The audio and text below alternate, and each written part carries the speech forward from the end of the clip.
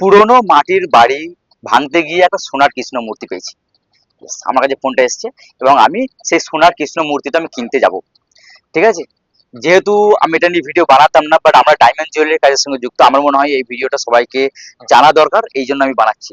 বিভিন্ন জায়গায় বর্ধমান থেকে শুরু করে পান্ডুয়া, তারকেশ্বর এবং কলকাতা, পশ্চিমবঙ্গের বিভিন্ন জায়গায় কিন্তু এটা পাওয়া যায়। মানে পুরনো মাটির বাড়ি ভাঙতে গিয়ে সোনার একটা কৃষ্ণ মূর্তি পাওয়া গেছে, 2 থেকে 2.5 কিলো ওয়েট রয়েছে সেই কৃষ্ণ মূর্তিটা। এবং যে পেয়েছে সে মূলত পাগল হয়ে গেছে। ইয়েস।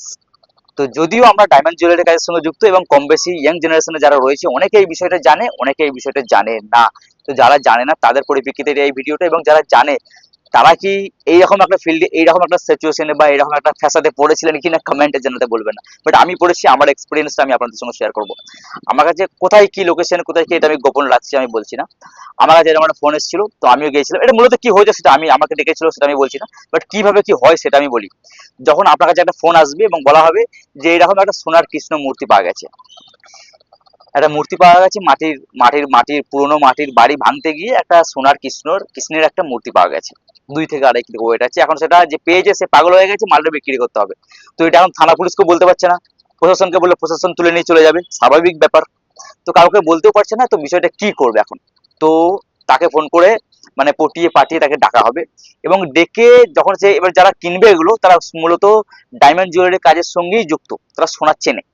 তো যারা এইটা কিনতে যাবে ওই ফিল্ডে যখন যাবে, অলরেডি 4-5 জন ওখানে থাকবে, তারা কিন্তু পুরো ঘটনাটা তাকে বলবে। মানে ধরুন আপনাকে নিয়ে গেল, তো আপনাকে কিন্তু ওই ফিল্ডে যাওয়ার আগে ওই 4-5 জন আপনাকে ভালো করে পুরো ডিটেলসটা বলবে, বোঝাবে যে কি থেকে কি হয়েছে না হয়েছে। মানে সমস্ত একটা স্টোরি ওদের থাকে, সেই স্টোরিটা আপনাকে শোনাবে। তারপর স্টোরিটা শোনানোর পর ফিল্ডে আপনাকে নিয়ে যাবে, এবং আপনাকে যখন ফিল্ডে নিয়ে যাবে তখন দেখবেন ওই যে মালটা পেয়ে যাচ্ছে পাগল হয়ে গেছে, একটা মা কালীর একটা মূর্তি নিয়ে করছে, দেবো না দেবো না দেবো না, এরকম একটা করবে, বুঝতে পেরেছেন? ঠিক আছে, তখন ওদেরই ফিল্ডে একটা লোক বলবে, এই না দে, না দে দেখা, এই বাবু এসছে, বাবুকে নমস্কার কর। এরকম ধরনের একটা স্টোরি হবে আপনার সঙ্গে। পুরো বিষয়টা আপনার একদম রিয়েল মনে হবে যে হ্যাঁ সত্যি মালটা পেয়ে মালটা পাগল হয়ে গেছে।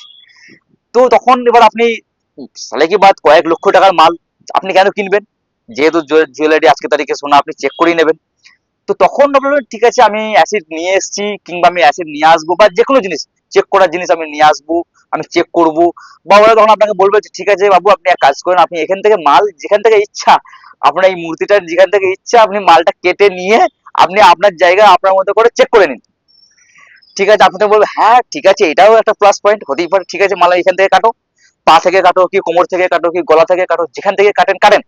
তো কেটে যখন মালটা যখন কাটবে না, তখন দেখবে একটা পেপার দেবে আপনাকে। তো মালটা কেটে তো চ্যাংড়াতে দেবে না, ঘিস দেবে, গুঁড়ে দেবে একটা, ঠিক আছে আমার বলতে। তো যখন নিচে একটা পেপার পাতবে, পুরো ডিটেলসটা বলছি আপনাকে, আর পেপার পাতবে, পেপার। আর যখনই ওটাকে কাটবে ওদের কাছে দেখবে একটা করাত ফরাত সবসময় থাকে, যেখান থেকে ওটা অ্যারেঞ্জ করবে। তো যখন কাটবে ওই ওদেরই দলেরই একটা লোক থাকবে, ওদের দলের লোক ছাড়া কেউ কাটবে না ওটা। আপনি ভয়ে কাটতে যাবেন না, আপনি যে বললেন যে আমি কাটবো, আপনিও কাটেন, অসুবিধা নেই। কিন্তু ওদের দলের একটা লোক থাকবে, মূর্তিটাকে ধরবে বা কিছু একটা করবে ওই ফিল্ডে, ঠিক আছে? তো যখনই কাটবে ওই এই আঙুলের মধ্যে, এই আঙুলের মধ্যে না ওই 1 গ্রাম মতো কি 500 মিলি মতো কি 700 মিলি মতো সোনার গুঁড়ো এই আগুনে থাকে। ইয়েস, এটাই হচ্ছে কামাল, হাতে হচ্ছে কামাল, মূর্তিতে কোনো কামাল নেই। যখনই নিচে পেপারটা রাখবে, পেপারটা রেখে আড়িটা এরকম করে চালাবে, গুঁড়োটা পড়বে। তো যখনই গুঁড়োটা পড়বে না, আপনাকে ঠিক ওই কথা বলবে, যখন ওরা কাটবে, আপনি যখন কাটবেন বা ওরা যখন কাটবে আপনাকে কথা বলবে, আপনার কথা বলে আপনার কনফিডেন্স করবে, আপনার মাইন্ডটাকে অন্য জায়গায় নিয়ে যাবে। হ্যাঁ বাবু নিয়ে যান, এটা এরকম পেয়েছে, বাবু পাগল হয়ে গেছে, এটা তো বহুত ধরনের স্টোরি বলবে। ওই স্টোরি বলতে বলতে না এই আঙুলের ফাঁক দিয়ে মালা ছেড়ে দেবে, ছেড়ে দিলে আমার পড়ে গেল। এইবার যখন মালটা নিয়ে আপনি প্যাক করে আপনার জায়গায় চলে যাবেন, আপনার জায়গায় গিয়ে যখন মালটা চেক করাবেন, তখন দেখবেন ওটা 92 এর বা 85 থেকে 92 এর মধ্যে থাকবে সোনাটা টঞ্চ। তখন হবে এই শালা এটা বিরাট, এটা তো সোনা। তখন আপনি আমাকে ফোন করবেন যে হ্যাঁ ভাই আমি অত মালটা নিতে পারবো, যে 2 কিলো ওয়েট আছে, 2 কিলো মানে প্রচুর টাকা। তো আপনি বলবেন যে এত মাল আমি নিতে পারবো না। তো এক কাজ করুন, আপনি আমাকে 200 গ্রাম পা থেকে কেটে দেন কি মাথা থেকে কেটে দেন, থেকে কেটে আমাকে মালটা দেন। তো যাও ঠিক আছে বাবু, ওরা বললো, না না আপনার মাল দেওয়া যাবে না, আমি বাকি মালটা আমি কি করবো, আপনাকে কনভিন্স করবে, ও দেবে। ওই যদি আপনি মনে করেন আপনি 50 গ্রাম দেন না, 50 গ্রাম আপনাকে কেটে দিয়ে দেবে, কিন্তু আপনাকে তার আগে একটু কনফারেন্স করবে যে না এত টাকা দেওয়া যাবে না, এতটা কেটে দেওয়া যাবে না, তাহলে এত মালটা নিয়ে কি করবো, আরো কিছু টাকা দিয়ে পুরোটাই নিয়ে চলে যান কি হাফ নিয়ে যান, এরকম ধরনের আপনাকে বলবে। তখন আপনার কাছে বাজেট নেই, আপনি বলবেন না আমার কাছে বাজেট নেই, তো কিছু একটা করেন, আমি ওই একটুখানি নেবো আর কি। তাহলে ঠিক আছে, আমি বাবুর সঙ্গে কথা বলে বলবো, তো দাদার সঙ্গে যে পেয়েছে ভুলি বালি পটি পাটি এরকম বলে আপনাকে কনফারেন্স করবে। তারপর 2 দিন পর আপনাকে ফোন করে জানাবে যে হ্যাঁ ঠিক আছে, আমরা ওই কটাই মালই দেবো, নিয়ে চলে আসুন টাকা। তখন টাকা নিয়ে আপনি যাবেন, ঠ্যাং থেকে পা থেকে গলা থেকে যেখান থেকে আপনার ইচ্ছা আপনাকে কেটে মালটা প্যাক করে আপনাকে দিয়ে দেবেন।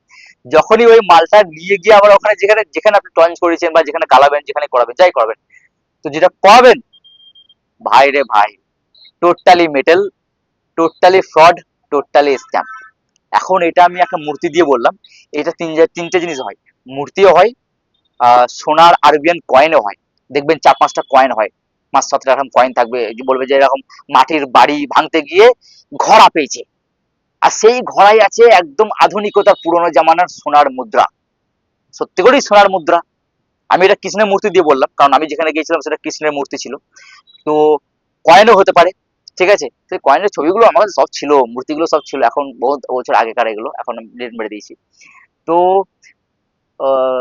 কয়েন ছিল, সেই কয়েন আপনার 4-5টা কয়েন এখানে সোনার থাকবে, বাকি সব ওই মেডেল, ঠিক আছে। আপনাকে বলবে যে হ্যাঁ এই কয়েন থেকে একটা কেটে নিয়ে যান, আপনি লঞ্চ করবেন, এরকম সেম প্রসেস।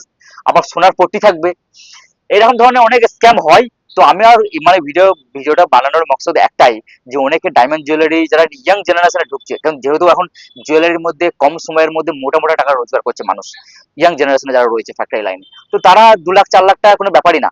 তো এরা এইসব যে স্ক্যামাররা রয়েছে, যারা 2 নম্বরই কাজ করছে এইসব বিষয় এইসব ফিল্ডে, তো তারা এই 2 লাখ 2.5 লাখ টাকা কোনো ব্যাপারই নেড়ে নিয়ে নেবে।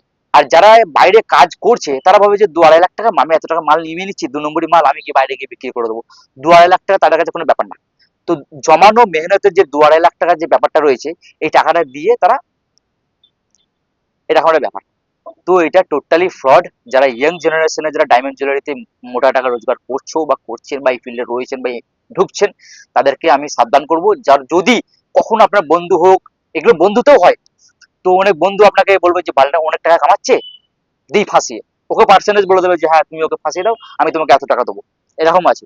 তো কেউ যদি আপনাকে, আপনার কাছের মানুষ হোক আপনার বন্ধু হোক, কেউ যদি আপনাকে যদি বলে যে এরম এরম ব্যাপার মাল পেয়েছে, ঠিক আছে, তো তুমি কি কিনবে দেখতে যাবে, একদম নয় চক্করে পা দেবেন না। আর যখন ওই ফিল্ডে যাবেন, আমি এই কথাটা বলে দিই, ওদের কাছে সব কিন্তু হাতিয়ার থাকে, যদি আপনি কিছু করতে যান আপনি বিপদে পড়তে পারেন। এবং ওদের সঙ্গে থানা পুলিশও সাপোর্ট থাকে, যেই এলাকায় হচ্ছে সেই ওই এলাকার লোকাল থানা রয়েছে, সেই লোকাল থানার সঙ্গে ওরা কানেক্টেড রয়েছে, এর মধ্যে পুলিশ ইনভলভ রয়েছে, আপনার কেউ কিছু করতে পারবে না। আর আপনার টাকাটা যদি মারও চলে যায়, আপনি 1 টাকা ফেরত পাবেন না, পুলিশ থানা পুলিশ যাই করেন না কেন আপনি কোনো টাকা পাবেন না, ঠিক আছে। তো এইটা থেকে সাবধান থাকবেন, অনেকেই জানেন, অনেকেই এই বিষয়টার ফিল্ডে পড়েছেন, অনেকেই এই বিষয়টা জানেন। যারা এই ব্যাপারে পড়েছেন অবশ্যই কমেন্টে জানাতে বলবেন না যে মানে আপনার এক্সপিরিয়েন্সটা কেমন ছিল, কোন জায়গায় ছিল।